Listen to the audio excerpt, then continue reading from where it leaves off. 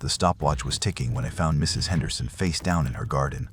I'd been walking past her house on Maple Street, same route I took every morning to the coffee shop, when I heard it. A steady, metallic tick-tick-tick coming from my grandfather's old coat pocket. The same coat I'd been wearing for 3 weeks straight since his funeral, mostly because it still smelled like his aftershave and somehow made the grief feel less heavy. Mrs. Henderson's sprinkler was still running, soaking her gray hair in the tomatoes she'd been tending. The EMTs said it looked like a heart attack. Quick and clean, they said. No suffering. But that ticking wouldn't stop. Before we dive into what happened next, I'd love to know where you're listening from and what time it is there. Are you somewhere safe? Good. Keep it that way. Let's get started with the story of Marcus Chen, who found himself inheriting more than just a timepiece when his grandfather passed away. 3 weeks earlier, I'd been sitting in Grandpa Joe's lawyer's office, staring at a manila envelope that contained my entire inheritance. No house that went to pay for his medical bills. No savings account. Same story. Just his old fishing gear, a box of Korean War medals I'd never seen him wear, and a tarnished silver stopwatch with a chain that had turned green in places. Your grandfather was very specific about this, Mr. Holloway had said, adjusting his glasses as he read from the will. The stopwatch goes to Marcus. He said you'd understand when the time came. I didn't understand. Grandpa Joe and I hadn't been particularly close. He was my father's father, and since Dad died when I was 12, our relationship had been limited to awkward holiday visits and birthday cards with $20 bills inside. The old man had been kind enough, but distant, always checking that damn stopwatch of his, like he was timing something I couldn't see. Now it was mine. The watch itself wasn't particularly impressive. Silver-plated, probably from the 1950s, with a face that had yellowed with age. The hands pointed to 12, frozen there like they'd been waiting for something. I'd tried winding it a few times, but nothing happened. Dead as the man who left it to me. I'd shoved it in a pocket of his old coat, the only thing of his that fit me, and tried not to think about it. I had bigger problems. Like the fact that I'd been laid off from my marketing job 2 months ago and was burning through my savings faster than I could find new work. Like the fact that my girlfriend Sarah had moved out the week before the funeral, taking half my furniture and all of my confidence with her. You're not the same person I fell in love with, she'd said, stuffing her clothes into garbage bags because we'd never gotten around to buying proper suitcases. You're angry all the time, Marcus. At everything. At everyone. She wasn't wrong. I'd been carrying around a ball of rage in my chest for months, maybe years. Rage at getting fired for budget cuts, while my boss bought a new BMW. Rage at Sarah for giving up on us. Rage at my grandfather for dying before I could ask him why he'd been such a stranger. Rage at my father for dying young and leaving me to figure out how to be a man on my own. Most days, I felt like I was drowning in it. So when the stopwatch started ticking that morning outside Mrs. Henderson's house, my first thought wasn't wonder or fear. It was annoyance. Just another broken thing in a life full of broken things. I pulled the watch from my pocket as the paramedics loaded Mrs. Henderson onto a stretcher. The hands were moving now, counting backwards from somewhere around 3 minutes. Tick, tick, tick, steady as a heartbeat. Weird, I muttered, and shoved it back in my pocket. But it kept ticking all the way to the coffee shop. All through my conversation with Jenny, the barista who always asked about my job search with the kind of pity that made my skin crawl. All through my walk home to my increasingly empty apartment, it was still ticking when I got the call. Marcus? My cousin Diana's voice was shaky. I have some bad news. It's about Aunt Ruth. Grandpa Joe's sister had died in her sleep. Peaceful, Diana said. No pain. The stopwatch had gone quiet. I told myself it was a coincidence. Old people die. That's what they do. Mrs. Henderson was 76 with diabetes and high blood pressure. Aunt Ruth was 82 and had been in and out of the hospital for months. Their deaths had nothing to do with a broken stopwatch that happened to start working at the worst possible moments. But I couldn't stop thinking about the timing. I started carrying a notebook, writing down when the watch ticked and for how long. Tuesday morning started ticking at 8,047 a.m., stopped at 9,023 a.m. Mrs. Rodriguez from apartment 3B had a stroke in the shower. 36 minutes from start to finish. Thursday afternoon, ticking began at 2,015 p.m., ended at 2,031 p.m. A construction worker 3 blocks away fell from scaffolding. 16 minutes. Friday evening, 6,003 p.m. to 6,009 p.m. Mr. Kim at the corner store, the one who always gave me free lottery tickets when I bought cigarettes, collapsed behind the counter. Heart attack. 6 minutes. By the end of the first week, I had 7 entries in my notebook. 7 people dead. 7 times the watch had counted down to their final moments. I tried taking the battery out, but there wasn't one. Tried smashing it with a hammer, but it wouldn't break. The crystal didn't even crack. I threw it in the dumpster behind my building, but when I woke up the next morning, it was on my nightstand, ticking softly. Someone else was about to die. This time, it was the mailman. "You look like hell," Jenny said when I stumbled into the coffee shop that second Monday morning. She wasn't wrong. I hadn't been sleeping. Every time I closed my eyes, I heard that ticking. Sometimes it was there, sometimes it wasn't, but I was always listening for it. "Just tired," I said, ordering my usual black coffee with an extra shot. The stopwatch was quiet in my pocket, but I kept checking it anyway, watching for the hands to move. "Job search getting to you?" I almost laughed. The job search was the least of my problems. I'd stopped sending out resumes entirely. Hard to focus on cover letters when you're carrying around a timer for death itself. Something like that. Jenny leaned across the counter, lowering her voice. "Look, I probably shouldn't say this, but we're hiring. Just part-time, and the pay sucks, but..." The ticking started. I yanked the watch from my pocket so fast I nearly dropped my coffee. The hands were moving, counting down from what looked like 45 minutes. Jenny was still talking, but her voice sounded far away. All I could hear was tick, tick, tick. "I have to go," I said, backing toward the door. "Marcus, wait." But I was already outside, walking fast down the sidewalk with no destination in mind. Just away from Jenny, away from anyone I might accidentally kill by proximity. Because that's what I was doing, wasn't it? Carrying death around in my pocket like spare change. The watch ticked for 37 minutes that day. When it stopped, I pulled out my phone and searched the local news. Nothing yet, but I bookmarked the page. By evening, there it was. Local woman dies in car accident. A photo of a middle-aged woman I didn't recognize. Patricia Williams, age 43, mother of 2. Vehicle struck a tree on Highway 9 around the same time my grandfather's stopwatch had gone quiet. I threw up in my kitchen sink. That night I called my mother. "Marcus, honey, what's wrong? You sound awful." I was awful. I hadn't showered in 3 days, hadn't eaten anything but cereal and coffee, hadn't left my apartment except for that disastrous trip to the coffee shop. The stopwatch sat on my kitchen table like an accusation, silent but somehow still menacing. "Mom, what do you know about Grandpa Joe's watch?" A pause. "What watch?" "The stopwatch. The one he left me, silver with a chain." Another pause, longer this time. "Marcus, I think you should come stay with me for a while. You don't sound well." "Did he ever talk about it? About what it did?" "Watches tell time, honey. That's what they do." But that wasn't what this watch did. This watch counted down to death, and I was starting to think my grandfather had known exactly what he was passing on to me. "Mom, I need to ask you something, and I need you to be honest. Did people around Grandpa Joe die more often than normal? Like, when you were growing up, did it seem like there were always funerals?" The silence stretched so long I thought the call had dropped. "Mom? Your grandfather was a complicated man," she said finally. I always thought there was something dark following him around, but I was young. I probably imagined it."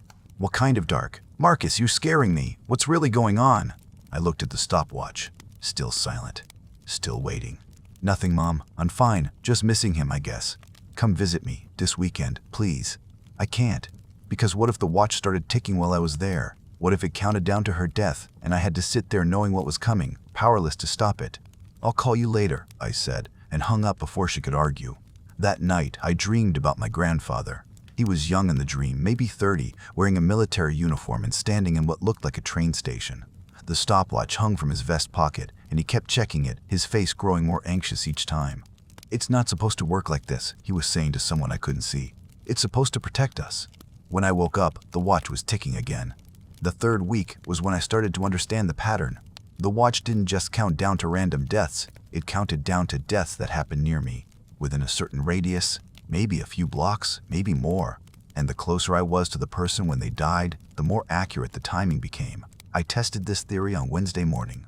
The watch had been ticking for 20 minutes when I decided to follow the pull I felt in my chest, the strange magnetic draw that seemed to emanate from the timepiece itself. It led me 6 blocks north to Riverside Park, where I found myself standing near the jogging path. 15 minutes left on the countdown.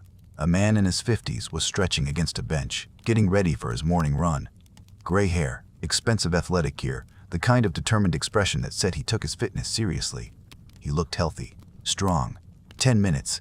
He started jogging down the path. I followed at a distance, the watch's ticking growing more urgent in my pocket. Other joggers passed us both, their breathing visible in the cool morning air. 5 minutes! The man stopped, clutching his chest. Even from 50 yards away, I could see his face contorting in pain. He stumbled, fell to his knees on the asphalt path. 2 minutes. I should have run to help him. Should have called 911, started CPR, done something useful. Instead, I stood frozen, watching him die while my grandfather's stopwatch counted down his final seconds. When it stopped ticking, he stopped breathing. I walked home in a daze, my hands shaking so badly I could barely unlock my apartment door. This wasn't coincidence anymore. This wasn't random bad luck. The watch was somehow connected to these deaths, and I was the one carrying it around. I was the common denominator. That afternoon, I drove to the cemetery where Grandpa Joe was buried. His headstone was simple granite, just his name and dates. No epitaph, no loving message from family. Just the facts of his existence. "What did you do?" I whispered to the ground. "What kind of curse did you pass on to me?" The wind rustled through the trees, but no answers came. The stopwatch remained silent in my pocket, waiting for the next countdown to begin. I stayed there until sunset, trying to remember every conversation I'd ever had with my grandfather, looking for clues I might have missed. But the truth was, we'd barely talked at all. He'd been polite but distant, always checking his watch, always somewhere else in his mind. Now I understood why. The breaking point came on a Thursday. I'd been avoiding people for days, staying in my apartment, ordering groceries online, refusing to answer my phone. But I was running out of money, and Jenny had left 3 voicemails about the job at the coffee shop. I needed work. I needed to feel normal again, even if normal was just pretending I wasn't carrying death in my pocket. The watch had been quiet for almost 48 hours. I told myself maybe it was broken again. Maybe whatever strange power it held had finally run out. I was wrong. It started ticking the moment I walked into the coffee shop. Jenny smiled when she saw me, that bright, genuine smile that made her eyes crinkle at the corners. She was 24, just graduated from art school, working at the coffee shop while she tried to make it as a photographer. She had her whole life ahead of her. The watch said she had 18 minutes. "Marcus, I was hoping you'd come in. I talked to my manager about the job and—" "I can't," I said, backing toward the door. "What? Why not?" 15 minutes. "I just can't, okay? I have to go. Did I do something wrong?" The hurt in her voice almost broke me. She hadn't done anything wrong. She was kind and funny and talented, and she was going to die in 14 minutes because I'd been stupid enough to walk into her workplace. "No," I said. "You're perfect. That's the problem." I ran, but I didn't run far. I sat in my car across the street, engine running, watching the coffee shop through the windows while the stopwatch counted down in my lap. I told myself I was going to drive away. I told myself I wasn't going to watch another person die. But I stayed.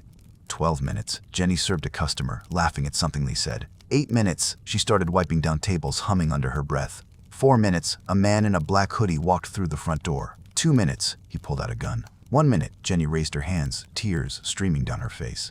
0. The gunshot was muffled by the distance in the car windows, but I felt it in my chest like a physical blow. The stopwatch went silent.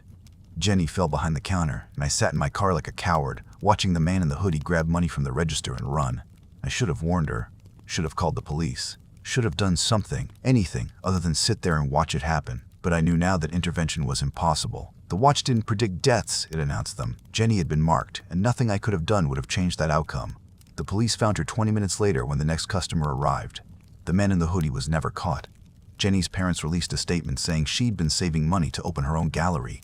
That night, I tried to throw the stopwatch away again. This time, I drove to the bridge over Miller's Creek and hurled it as far as I could into the dark water below. I watched it disappear beneath the surface and felt something like relief. When I woke up the next morning, it was on my nightstand, dry as bone and ticking softly. Someone else was about to die. The rage that had been simmering in my chest for months finally boiled over. I'd spent weeks being afraid of the watch, trying to escape from it, trying to minimize the damage it could cause. But Jenny's death had shown me the truth. I couldn't run from this thing, and I couldn't destroy it. It would always find its way back to me, and people would always die. So if I couldn't stop it, maybe I could control it. Maybe I could aim it. The first person I thought of was Dennis Morrison, my former boss at the marketing firm. The man who'd fired me 2 days before Christmas, claiming budget cuts while he showed off photos of his new vacation home in the Bahamas. The man who'd called my work adequate and my attitude problematic. I found him at his usual lunch spot, a trendy bistro downtown where the salads cost more than I used to spend on groceries in a week. He was sitting alone at a table by the window, scrolling through his phone between bites of something green and expensive looking. The stopwatch was quiet in my pocket. I ordered coffee and took a seat 3 tables away, close enough to watch him, far enough to seem like a coincidence if he noticed me, which he didn't. Dennis Morrison had never really seen me when I worked for him. He certainly wasn't going to see me now. I waited. For 20 minutes, nothing happened. Dennis finished his salad, paid his check, and walked out to his BMW. The watch remained silent. No countdown, no ticking, no imminent death. I followed him to his office building and waited across the street for another hour. Nothing. Maybe it didn't work that way. Maybe I couldn't force it to target specific people. Maybe the watch chose its own victims and all I could do was witness their deaths. But I wasn't ready to give up yet. That evening, I researched everything I could find about death omens and cursed objects. Most of it was nonsense, horror movie plots and urban legends with no basis in reality. But buried in a forum post about inherited supernatural items, I found something interesting. A user called Grimwatcher87 claimed to have inherited a similar object from his uncle, a pocket compass that pointed toward people who were about to have accidents. According to his posts, the compass worked within a certain range and seemed to activate more frequently when he was emotionally invested in the outcome. "The thing feeds on intention," he'd written. "The stronger your feelings about someone, the more likely they are to show up on its radar. It's not random, it's personal." I stayed up all night reading his posts. According to Grimwatcher87, his uncle had left behind a journal detailing 60 years of experience with the compass. The key was proximity combined with emotional investment. You had to spend time near your target and focus on your feelings about them: anger, love, hatred, fear. The stronger the emotion, the more likely the object would notice them. "It took me 3 years to figure out how to use it properly," he'd written in his final post, dated 6 months ago. "Now I can't imagine living without it. Some people deserve what's coming to them." I printed out every post he'd made and studied them like a textbook. The second attempt was more calculated. Instead of trying to force the watch to target Dennis immediately, I decided to spend time around him and see what happened. I started eating lunch at the same bistro every day, always choosing a table where I could see him. I'd sit there drinking coffee and thinking about all the ways he'd made my life miserable. The condescending comments in meetings, the way he'd taken credit for my ideas, the smirk on his face when he'd told me I was no longer a good fit for the company culture. I fed those memories to the watch like fuel to a fire. On the 4th day, it started ticking. Dennis was halfway through his usual salad when the countdown began. 28 minutes and counting down. I felt a surge of dark satisfaction, followed immediately by a spike of terror. This was really happening. I was really doing this. 25 minutes, Dennis finished eating and headed back to his office. 20 minutes, he took the elevator to the 14th floor.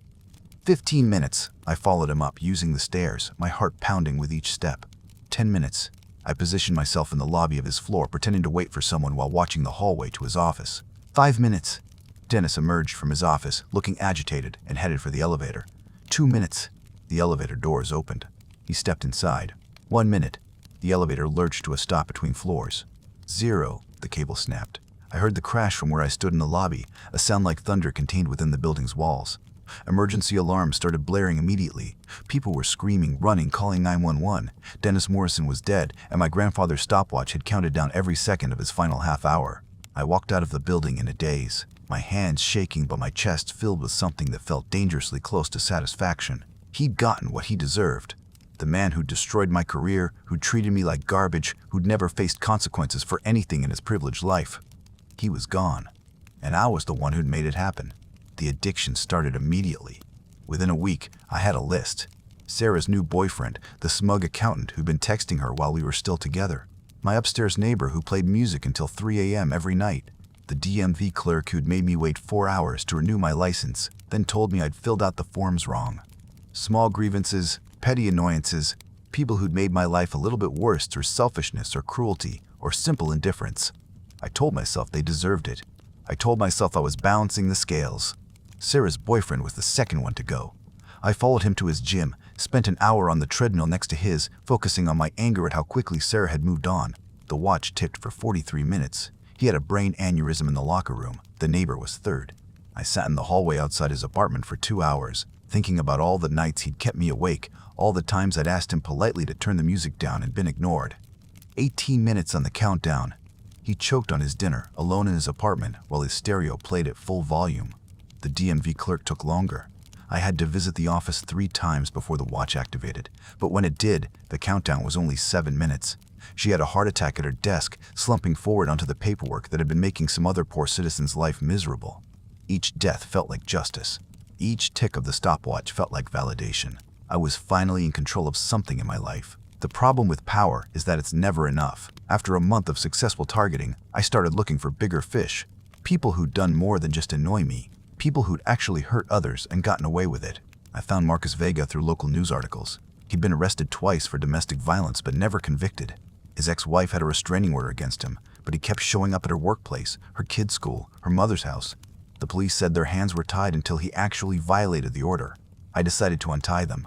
I spent 3 days following Marcus, learning his routine, feeding my disgust for him into the watch. He was everything I hated about the world, a bully who used his size and anger to terrorize someone smaller and weaker. Someone who'd never face real consequences because the system was designed to protect men like him. On the 3rd day, the watch started ticking. 35 minutes while Marcus sat in his truck outside his ex-wife's workplace, waiting for her shift to end. I sat in my car across the parking lot, watching him watch her, the countdown steady in my lap.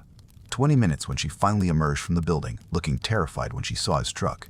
15 minutes as she got in her car and drove away, Marcus following at a distance that technically wasn't stalking but felt like a threat.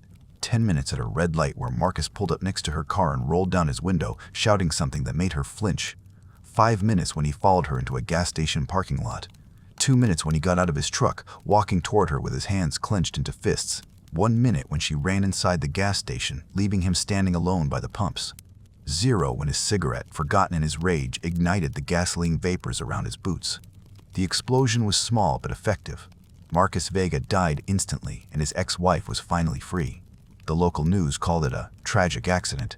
I called it justice. But that night, lying in bed with a silent stopwatch on my nightstand, I realized something that should have terrified me. I felt nothing. No guilt, no remorse, no second thoughts about what I'd done. I felt empty. And emptiness, I was learning, was much more dangerous than rage. The body count rose steadily over the next 2 months.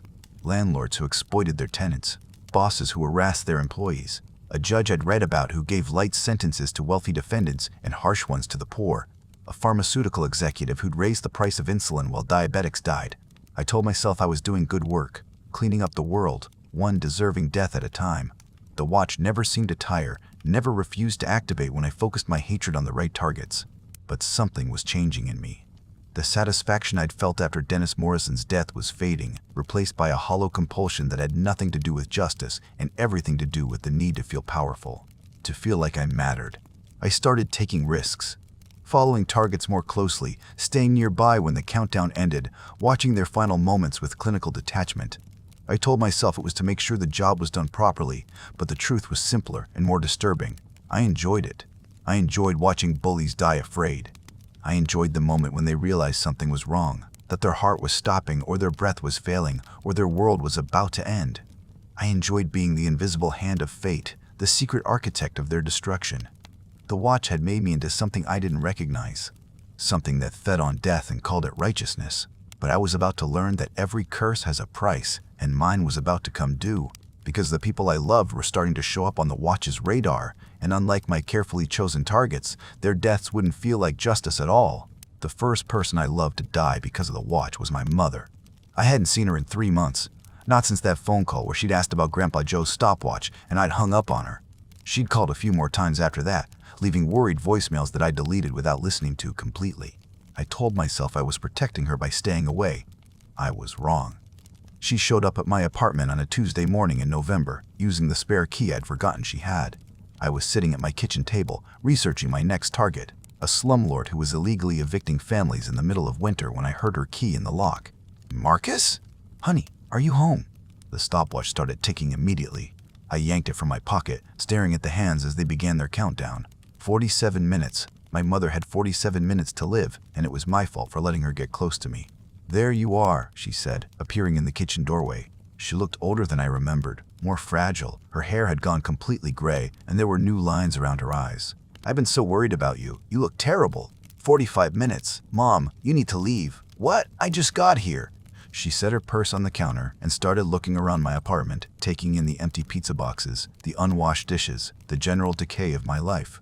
"Marcus, what's happened to you? This place is a disaster." 43 minutes. "Please," I said, standing up so fast my chair fell over. "You have to go, right now." "I'm not going anywhere until you tell me what's wrong." That stubborn tone I remembered from childhood, the one that meant she'd made up her mind and wouldn't be moved. "I know something's been eating at you since your grandfather died. I should have come sooner." I wanted to tell her everything. About the watch, about the deaths, about what I'd become. But how do you explain to your mother that you've turned into a monster? How do you say that everyone you care about is doomed just by being near you? Instead, I lied. "I'm fine, Mom. Just going through a rough patch. Job stuff." 40 minutes. She walked closer, reaching out to touch my face the way she used to when I was sick as a child. You're not fine. You're scaring me. When's the last time you showered or ate a real meal? Mom, I'm staying until you get yourself together. I don't care if it takes a week.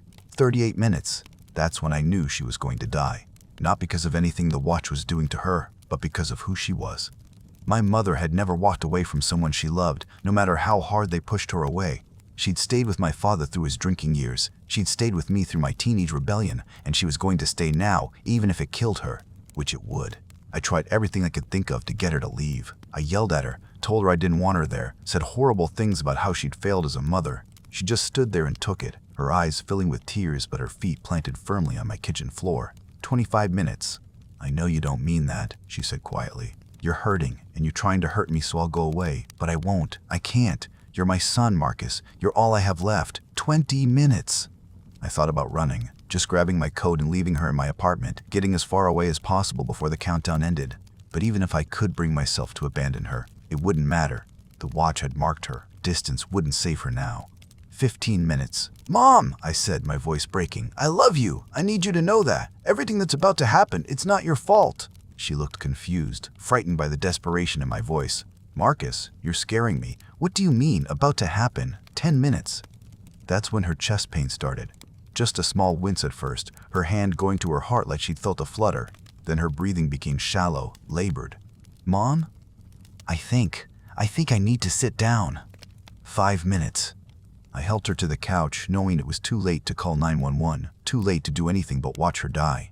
The watch ticked steadily in my pocket, counting down the final minutes of the woman who'd given me life. 2 minutes. The watch, she whispered, her voice barely audible. Your grandfather's watch. I can hear it ticking. 1 minute. Her eyes found mine, and in them I saw understanding, not of what the watch was or how it worked, but of what I'd become, what I'd done with the power it gave me. Oh, Marcus, she said, what have you done? 0.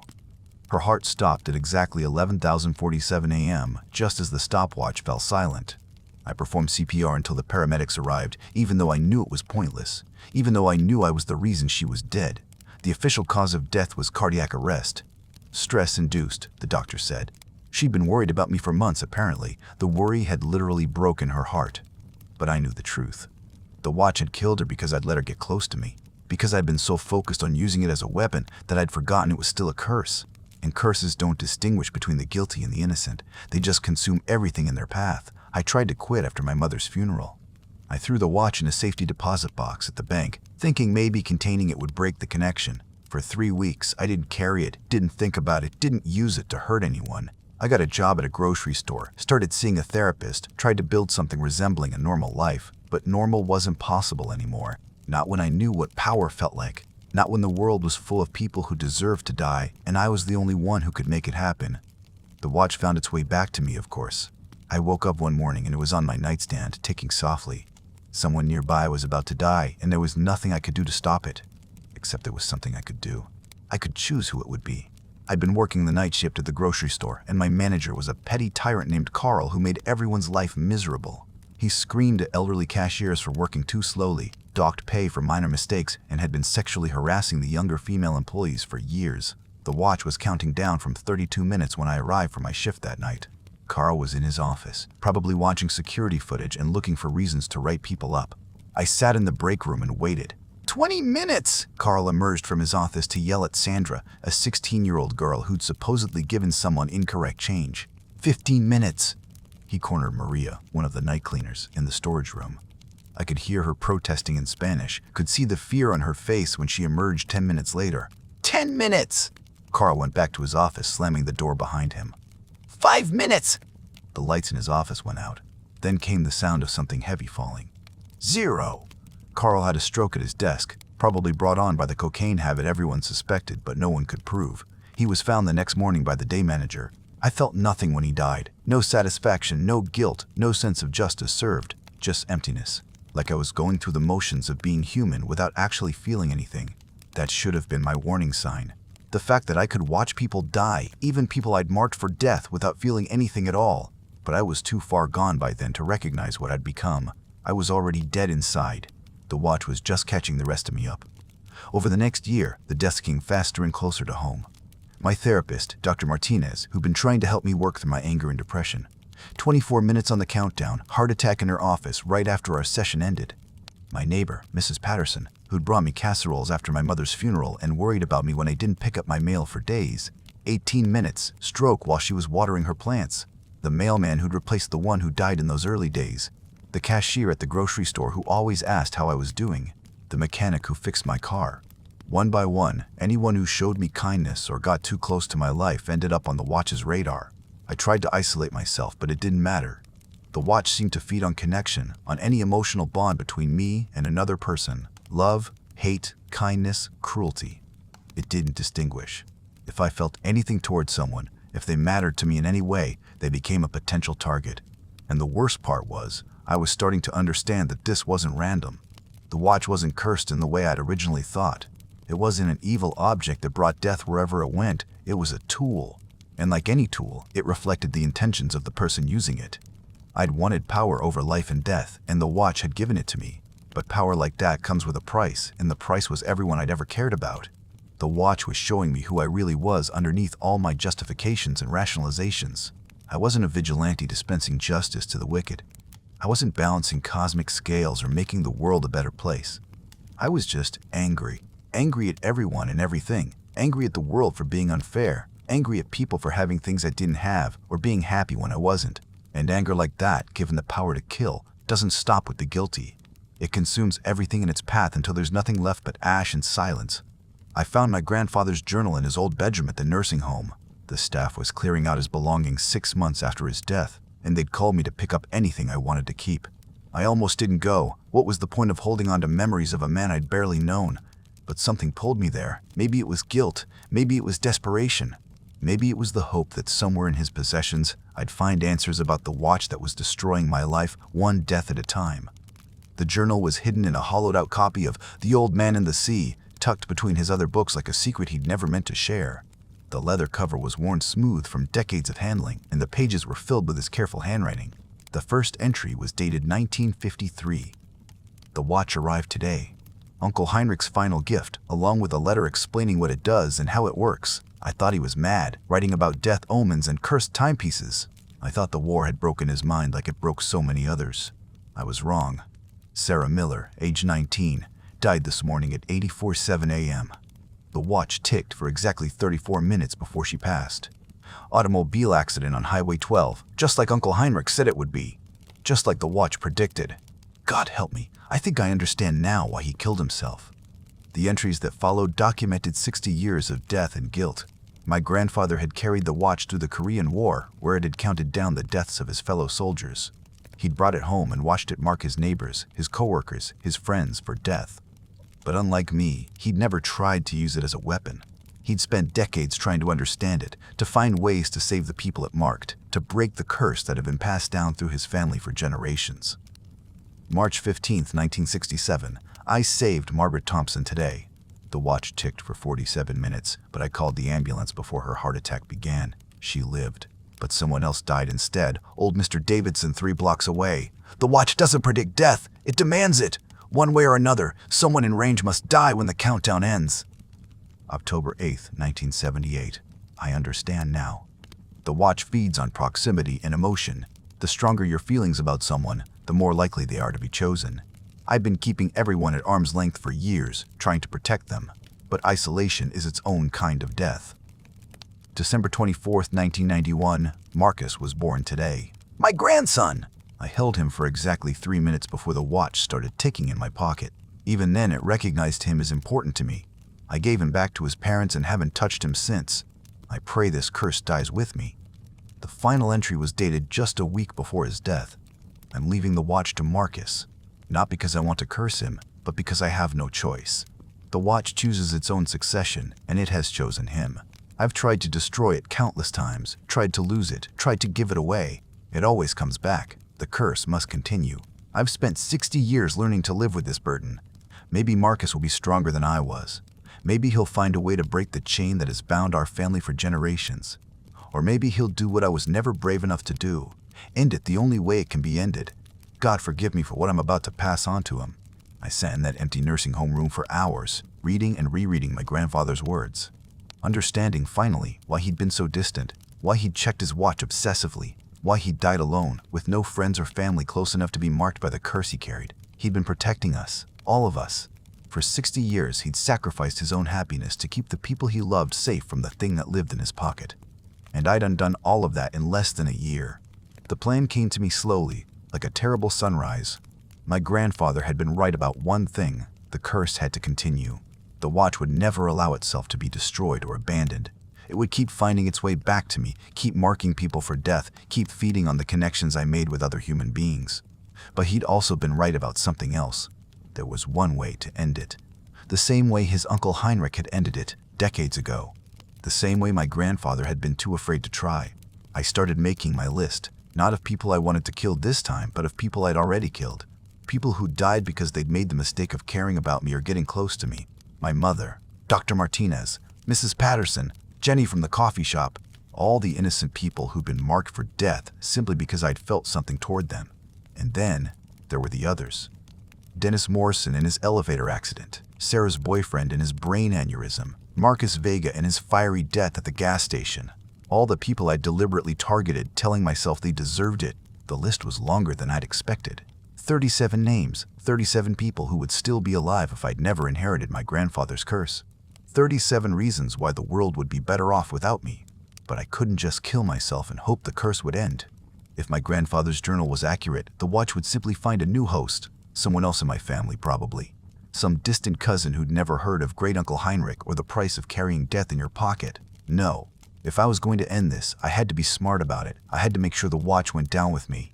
I spent weeks researching the deepest parts of the ocean, places where the water pressure would crush any object that fell into them. I looked into industrial furnaces that burned hot enough to melt silver. I studied volcanic activity, searching for active lava flows that could consume the watch completely. But every plan I made felt incomplete, uncertain. The watch had survived 60 years of my grandfather's attempts to destroy it. It had returned from being thrown off bridges, buried in forests, locked in safety deposit boxes. What made me think I could succeed where he had failed? The answer came to me on a Tuesday night in March, while I was sitting in my empty apartment with the watch silent in my lap. I didn't need to destroy the watch. I just needed to take it somewhere it could never find its way back from. Somewhere far from any other human being who might become its next host. Somewhere I could die alone, the way my grandfather should have been allowed to die. I bought the boat on a Wednesday using the last of my savings. It was a small fishing vessel, nothing fancy, but seaworthy enough to get me where I needed to go. The seller was an old man named Captain Reynolds, who'd been working the waters off the coast for 40 years. "You sure you know what you're doing out there?" he asked as we completed the paperwork. "Ocean's not forgiving to amateurs." "I'll be fine," I said. "Just need some time away from everything." He looked at me with the kind of concern that might have triggered the watch if I'd been carrying it. But I'd left it at home, locked in a box in my closet. I didn't want it marking anyone else while I made my final preparations. "You got family?" Captain Reynolds asked. "Someone who knows where you're going?" I thought about lying, but what was the point? In a few days, it wouldn't matter what anyone knew or didn't know about my plans. "No family," I said. "It's just me." He nodded, understanding something in my voice that I hadn't put into words. "Well, you be careful out there. Come back safe." I took the boat out for a test run the next day, learning its controls, getting a feel for how it handled in open water. The plan was simple. Sail out beyond the continental shelf, far from any shipping lanes or fishing grounds, far from any other human being who might be affected by the watch's influence. Then I'd put the watch around my neck and wait for it to start ticking. When it counted down to 0, both the curse and I would sink to the bottom of the ocean, where no one would ever find us. It wasn't a perfect plan. There was still a chance the curse might find a way to continue, might reach out across the miles to mark some distant relative for death. But it was the best I could do. And honestly, after a year of carrying death in my pocket, I was tired. Tired of being afraid of my own emotions. Tired of pushing away anyone who tried to get close to me. Tired of being a monster disguised as a man. I was ready for it to be over. The morning I planned to leave, Sarah showed up at my door. I hadn't seen her in over a year, not since she'd moved out and started dating the accountant. She looked good, healthy, happy, like she'd found the peace that had always eluded her when we were together. "Hello, Marcus," she said when I opened the door. "Can I come in?" Every instinct I had screamed at me to send her away. The watch was in my bedroom, silent for now, but always ready to activate when I felt something strong enough to trigger it. And seeing Sarah again, even after everything that had happened, brought back all the old feelings I'd been trying to bury. Love, regret, the desperate wish that things could have been different between us. "Sarah, you shouldn't be here!" I heard about your mother, she said quietly. I'm sorry. I know how much she meant to you. Thank you. But you need to go. I also heard about some other things. People we both knew who died recently. Your therapist, that girl from the coffee shop. Her eyes searched my face, looking for something I couldn't give her. There have been a lot of deaths around you lately, Marcus. A lot of accidents. My blood went cold. What are you saying? I'm saying I'm worried about you. About what you might be going through. About what you might be doing. She knew. Somehow, she connected the dots between my presence and the string of deaths that had followed me for months. She knew, and she'd come here anyway, because that was who Sarah was. The kind of person who ran toward danger when someone she'd once loved was in trouble. You need to leave, I said again, more urgently this time. Right now. I'm not going anywhere until you talk to me. Really talk to me, not this wall you've built up. She pushed past me into the apartment, and I could feel the watch stirring in the bedroom, responding to the emotional intensity of the moment. Please, Sarah, you don't understand what you're doing. Then explain it to me. And God help me, I almost did. I almost told her everything about the watch, about the curse, about the people I'd killed, and the people who died just for being near me. I almost warned her about what was going to happen if she stayed. But before I could speak, I heard it. Tick, tick, tick. The sound was muffled by the bedroom walls, but unmistakable. The watch had activated, and Sarah had 43 minutes left to live. What's that sound? She asked, tilting her head to listen. Nothing. You need to go, now. Marcus, you're scaring me. 41 minutes. I grabbed her arm, trying to pull her toward the door. I'm trying to save your life. Please, just trust me and leave. She yanked her arm away, anger flashing in her eyes. Don't you dare put your hands on me. What's wrong with you? 39 minutes. Everything, I said, my voice breaking. Everything is wrong with me. I'm cursed, Sarah. Everyone I care about dies, and it's going to happen to you too if you don't leave right now. She stared at me like I'd lost my mind, which, in a way, I had. You need help, she said finally. Professional help. This paranoid thinking, these delusions. They're not delusions, I screamed, running to the bedroom and grabbing the watch from its box. Look at it. Look at the countdown. 36 minutes and ticking. Sarah's face went pale as she stared at the watch in my hands, seeing the hands moving backward towards 0. What is that thing? Death, I said simply. It counts down to death, and right now it's counting down to yours. 34 minutes. For a long moment, we just stood there staring at each other while the watch ticked between us. Then Sarah did something that broke my heart all over again. She stepped closer. If that's true, she said quietly, if this thing really does what you say it does, then running away won't save me, will it? You said everyone you care about dies. That means the decision is already made. 32 minutes. No, I whispered. No, there has to be a way. There has to be something. Marcus. She reached out and touched my face, the same gentle gesture my mother had made before she died. I need you to listen to me. Are you listening? I nodded, tears streaming down my face. I forgive you, she said. For whatever you've done, whatever you think you've done, I forgive you, and I need you to forgive yourself. 28 minutes. I can't. You don't understand what I've become. The people I've killed. I don't care. Her voice was firm, sure. I know who you really are, underneath all this pain and anger. You're not a monster, Marcus. You're just lost. 25 minutes. The watch, I said desperately. I was going to take it out on the ocean, sink it where no one could ever find it, end the curse. Then do it, she said. After. After what? After you spend these last 24 minutes with me. However long we have left, let's not waste it on fear. 23 minutes. And despite everything, despite the curse, despite the countdown, despite the certainty that I was about to watch another person I loved die because of what I carried, I felt something I hadn't felt in months. Peace. Sarah made coffee while I told her everything. About my grandfather's journal, about the people I'd targeted, about the accident with my mother and Dr. Martinez and all the others who died just for caring about me. She listened without judgment, without trying to fix me or save me or convince me that I wasn't responsible for what had happened. She just listened. And for 22 minutes, I wasn't alone with the weight of what I'd done. When the watch reached 1 minute, Sarah took my hand. Whatever happens next, she said, I want you to know that I never stopped loving you. Even when I left, even when I was angry, even when I was afraid of who you were becoming, I never stopped. 30 seconds. I love you too, I whispered. I'm sorry. I'm so sorry. 10 seconds. She squeezed my hand. Don't be sorry. Just promise me you'll end this. Don't let anyone else get hurt because of that thing. 5 seconds. I promise. 0. Sarah's heart stopped at exactly 2047 p.m. on a Thursday afternoon in March. I held her until the paramedics arrived, knowing it was too late, knowing I'd lost the last good thing in my life to the curse I carried. But I'd also gained something I hadn't expected, a reason to make sure this ended with me. I left for the ocean that night. The boat cut through dark water under a moonless sky, carrying me away from the lights of shore toward the deep places where no one would ever find what I was about to do. The watch hung around my neck on its tarnished chain, silent but waiting. I'd left letters for the few people who might wonder what happened to me. Not explanations. How could I explain any of this? But apologies. For the pain I'd caused, for the lives I'd taken, for the curse I'd spread like a disease through everyone who tried to love me. 40 miles from shore, I cut the engine and let the boat drift. The water here was 3 miles deep, too deep for divers, too remote for accidental discovery. If my plan worked, the watch would rest on the ocean floor until the end of time, far from any human who might become its next host. If it didn't work, well, at least I'd tried. I sat on the deck and waited for the watch to start ticking. One final countdown, this time for me. But hours passed, and it remained silent. Dawn broke over the ocean, painting the sky in shades of pink and gold, and still the watch didn't activate. I checked it obsessively, winding it, shaking it, even hitting it against the boat's railing. Nothing. Maybe it didn't work on its current host. Maybe the curse was designed to protect whoever carried it, ensuring its own survival by keeping its bearer alive. Or maybe I was already dead inside, and the watch had nothing left to count down to. Either way, I wasn't going to wait around to find out. I stood at the boat's railing and looked down at the dark water below.